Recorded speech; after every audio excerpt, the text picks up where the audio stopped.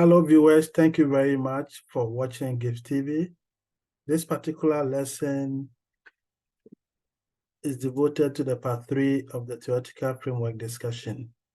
Specifically, we will be looking at how to obtain steady variables from the theoretical framework.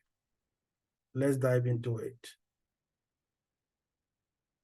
A theoretical framework is used to limit the scope of the relevant data by focusing on the specific variables and even defining the specific viewpoint that a researcher would take to analyze, interpret, and even discuss the gathered data. It also focuses on the understanding of the concept and variable, underline the words concept and variable, because the framework focuses on an understanding of the concept and variables according to the given definitions and building knowledge that validate or even challenge the theoretical assumptions. If you recall from the previous lessons, you realize that you observe from the lessons that theories are made up of concepts. And whenever you are defining your theoretical framework, you need to bring clarity to the various concepts associated with the theoretical framework. So you bring clarity to all those as tenets or the concept that is made up of the theory. One of the many values of having a clearly defined theoretical framework for discussion of your study is the ability to use this material to support and build the methodological approach, because the framework also supports the research design. Because remember that it is the foundation, it's the blueprint that drives the entire study. So the use of the theoretical framework is not limited to just the formulation of the problem or maybe structuring the literature review, but it also guides your entire study throughout the dissertation process or the thesis process. Remember that theory drives clear direction for how the researcher will move from intuition to empirical. So remember also that the theoretical underpinnings of your study provides a clear direction of how you will move beyond the intuition or the pre-theoretical commitment to a very solid basis for understanding and conceptualizing the topic. The theoretical framework permits the researcher to identify the design, the evaluation of a problem in a way that will allow the theory to be measured, tested, and even extended to serve as a guide for the design of the study. So the key is that it must also drive the measurement. All right, how is it going to drive it? That is where we need to look at the connection between the concepts and variables. Similarly, a good theoretical framework will offer the reader all the pieces needed to understand how the researcher assembles the entire study. So this brings us to the difference between concept and variables. So let's just dive into it. Measurability is the main difference between a concept and a variable. Concepts are mental images or perceptions, and therefore their meaning vary obviously from individual to individual. All right, so it's subjective. While variables are measurable, though of course with varying degrees of accuracy. A concept cannot be measured, while a variable can be subjected to measurement by either crude or refined or subjective or objective unit of measurement. Let's look at some relationship, okay, that exists between concept and variable. If you look at this table, okay, we have the concepts, we have indicators, we have variables. So how can we convert concept into variables? We can only convert concept to variable when we operationalize the concept. How do you operationalize it? By trying to find processes, indicators, okay? That we can find measurement for it in order for us to get data on those concepts. So once you operationalize the concept, it becomes a variable. For example, let's look at concept rich or richness. You need to find a process indicator for rich. Maybe we'll be thinking about income, or maybe we'll be thinking about assets. All right. So how do we operationalize the entire richness through these indicators? For instance, for measurability, we can look into income per year. or total values of household, boats, cars, or investment. All right. So for us to look at the measurement, whether the person is rich or not, we can find the decisions for those variables. That is, if the income level is greater than $100,000, maybe that is a threshold, then the person is in the rich category. Or maybe if the assets, the total value of the asset falls under this category, that is, if it's greater than $250,000, then the person is rich. All right. In the same way, if we are to look into the higher academic achievements, that's the concept. You need to find the indicators. So here you look at one, average marks obtained in the examination, or average marks obtained in practical work, or maybe the aggregate score or marks. All these things can serve as the indicator. GPA, because academic performance or achievements, it go beyond just the score. All right, by this particular example, we are looking at the scores, the average marks. All right, so with a specific variable, you'll be looking at percentage of the marks. You'll be looking at the percentage of the marks throughout. So for instance, for the average marks obtained in every examination, if it is greater than 75%, it means that the person is moving away from C to maybe a B or A. And that person falls under high academic achievement. All right. So the same thing for maybe average marks obtained in a practical work. If the score is greater than 75%, it is described as high academic achievement. Or maybe the aggregate score, the GPA, all right, in terms of the entire cumulative score. If it is greater than 80%, that means maybe you recorded high academic achievement. Another concept is effectiveness. Maybe you want to examine the effectiveness of a health program. What are some of the indicators? Maybe you can look at the number of patients, changes in mobility, or changes in the extent of the mortality and the morbidity, changes in the patterns of morbidity, changes in mortality, all these things, or changes in the accrued death rate, all these things are indicators. So for you to measure the effectiveness, you need the decision level that can even describe the variables. So whether the difference in before and after levels is statistically significant. For example, if you want to test for the effectiveness of the program, it means you're going to have the control group and the treatment group. So the difference between the control and the treatment, all right, will tell you whether the program was effective or not. So you need indicators that will help you to compare the two groups. So one of them, for the case of effectiveness, is number of patients, or changes in the mobility, or changes in the extent of the mobility, or changes in the mortality. You can use those indicators as variables, because those are the things you can get data on them.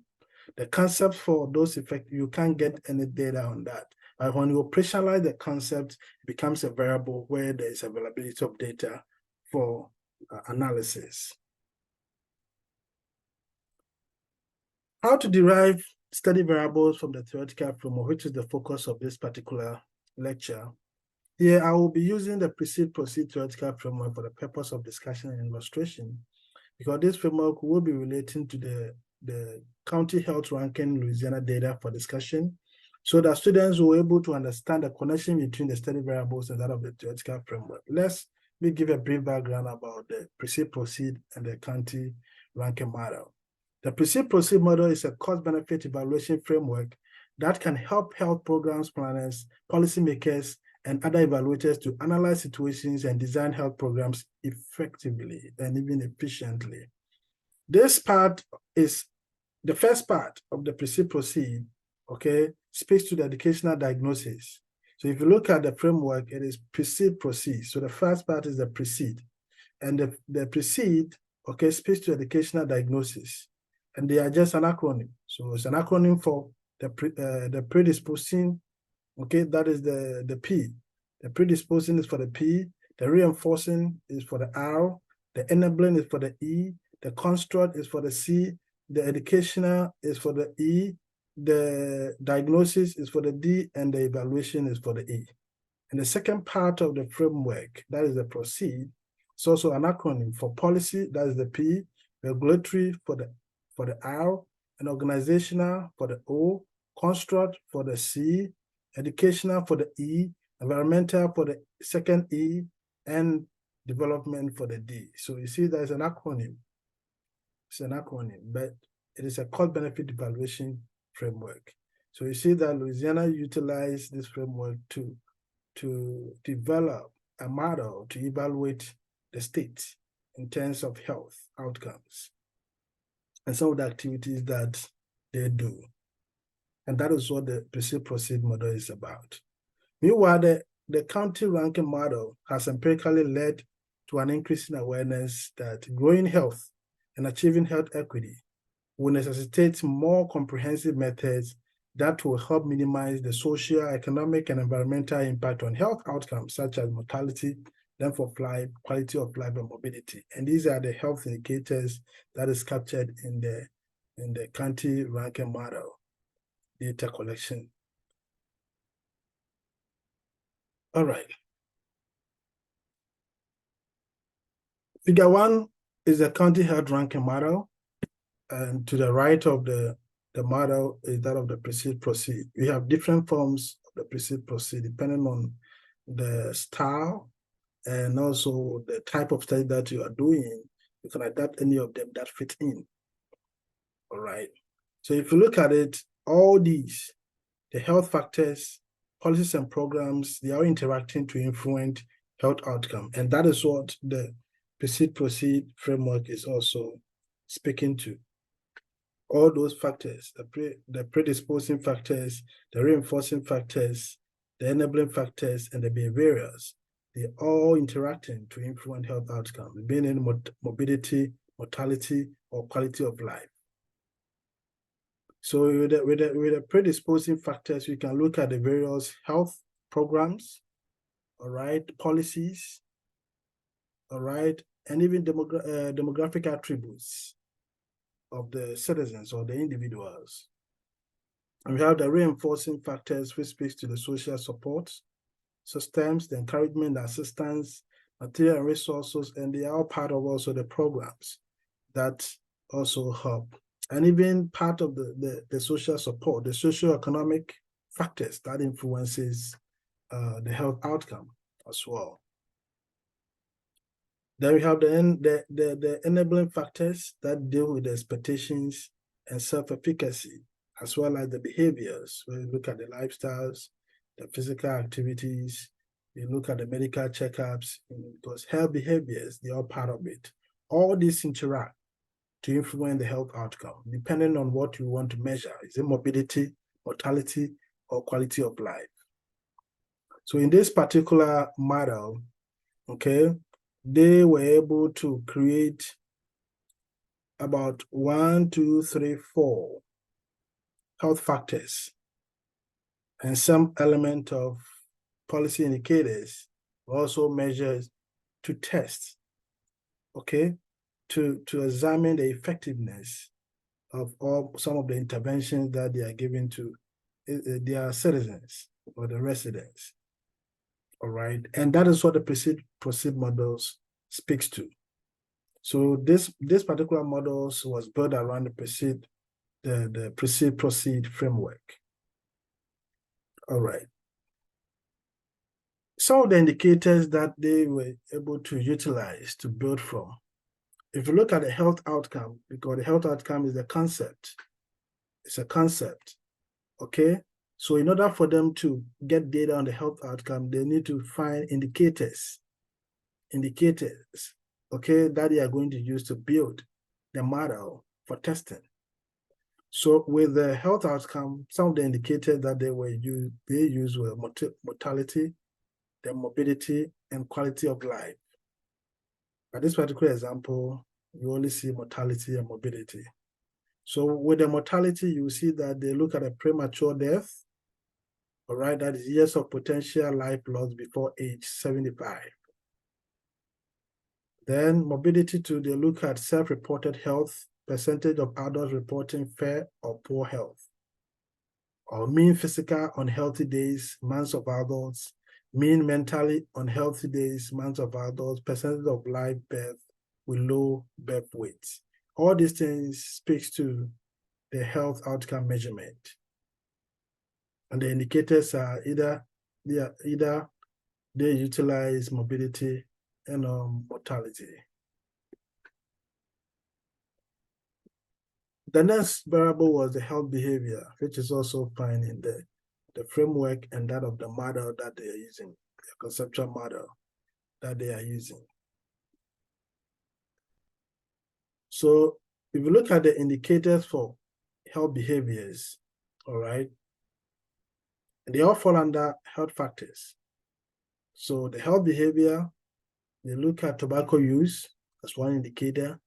They look at diet and exercise, it's another indicator. They look at alcohol use. They also look at sexual behavior. All these were indicators, and they were measured percentage. That is, for the case of the tobacco use, it was measured percentage of adults that report smoking at least 100 cigarettes and that they currently smoke. So they measure they measure tobacco with this measure, this particular indicator. The same thing for diet and exercise, percentage of adults that report BMI that are greater than or equals to 30. The same way for alcohol use, they measure percentage of adults that report excessive drinking in the past 30 days. All right. So sexual behavior, they also look at the sexually transmitted infections. Some of the key ones that they look at is the chlamydia rate, 100,000 population. All right. So these are some of the indicators, particularly this one speaks to the health behaviors indicators that can be found in the framework and the conceptual model as well. Indicators for clinical care. Clinical care include access to care and quality of care. So with respect to the access to care, it was measured with percentage of population less than age 65 without health insurance, and primary care physicians as well. They don't have a primary provider. The quality of care too, they were looking at hospitalization rate for ambulatory care sensitivity conditions per 1,000 medical enrollees.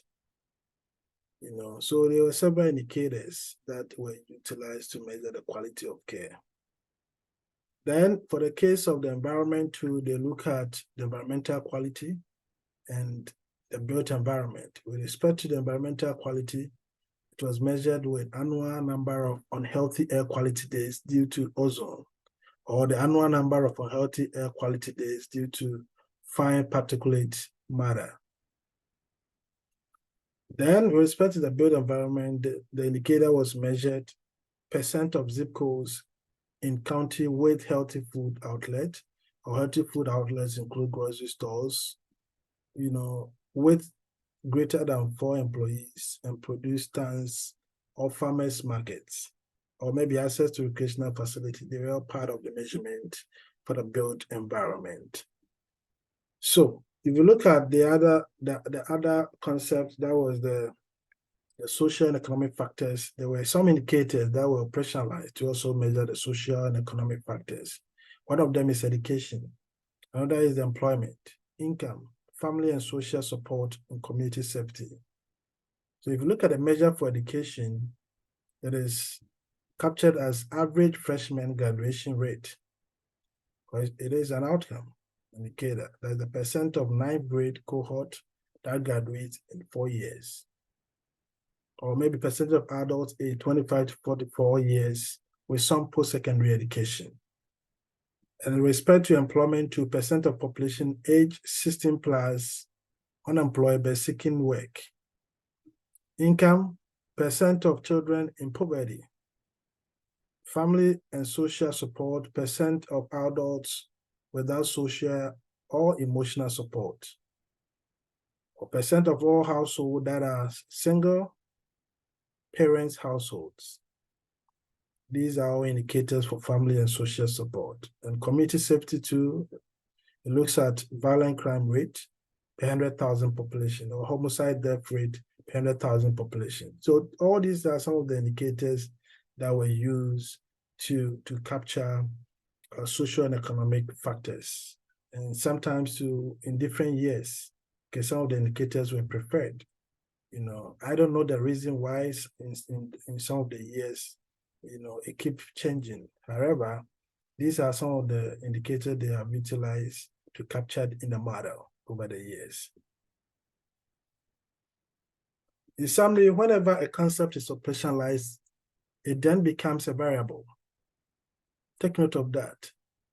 When a concept is operationalized, it becomes a variable. So once you're able to get a measurable indicator for the concept where you can able to gather data on to test your hypothesis or to be able to find solution to your research problem and also answer your research question, then you are in the right track, because an operationalized concept becomes a variable.